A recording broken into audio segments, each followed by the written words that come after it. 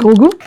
Ça me fait plaisir de te remettre ton permis de conduire! Évidemment, si tu aimes en apprendre plus sur les Lego, sur mes constructions, suivre justement l'évolution de ma collection, n'oublie pas de partager, d'aimer et de t'abonner. C'est le plus important, c'est sûr que tu vas retrouver beaucoup de contenu Lego juste ici. Et si je te disais que chaque ensemble Lego ont leur propre carte d'identification sur chaque set, qui raconte l'histoire. C'est vraiment un petit peu comme ton propre permis de conduire que tu reçois quand tu as le droit de conduire. Tu as un numéro d'identification dessus.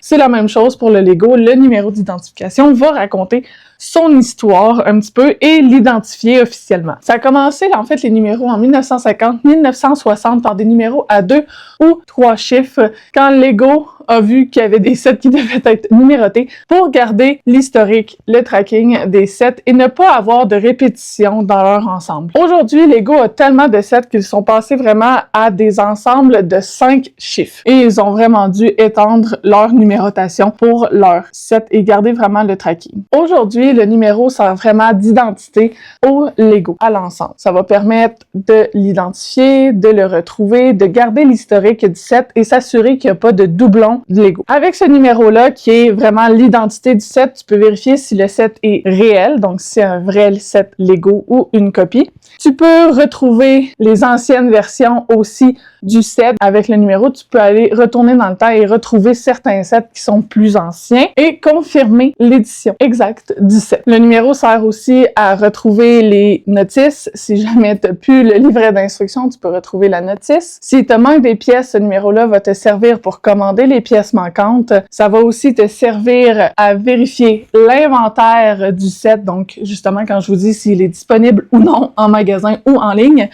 c'est à ça que va servir le numéro et même à estimer la valeur du set Lego. C'est là que aussi dans certaines collections, les débuts de numéros vont servir à identifier la thématique du set. Star Wars va souvent commencer par 753 et maintenant 754. Pour ce qui est des Harry Potter, ça va souvent commencer par du 674. Pour la collection Disney, les sets vont souvent commencer par du 432. Pour la collection Marvel, ça va commencer par du 762. Pour les techniques, souvent, ça va commencer par le chiffre 42. Vraiment comme si on donnerait un permis de conduire à notre set Lego. Ça sert vraiment à l'identifier, à l'authentifier, puis à recréer son histoire auprès de Lego. Dis-moi en commentaire si tu magasines tes sets par numéro ou par le nom du set. Je suis curieuse de savoir comment toi tu magasines et comment tu recherches tes sets et ton inventaire Lego. Moi, c'est toujours par le numéro. Ça m'aide beaucoup et c'est pour ça que dans chacune de mes vidéos, tu vas voir toujours le modèle avec son numéro.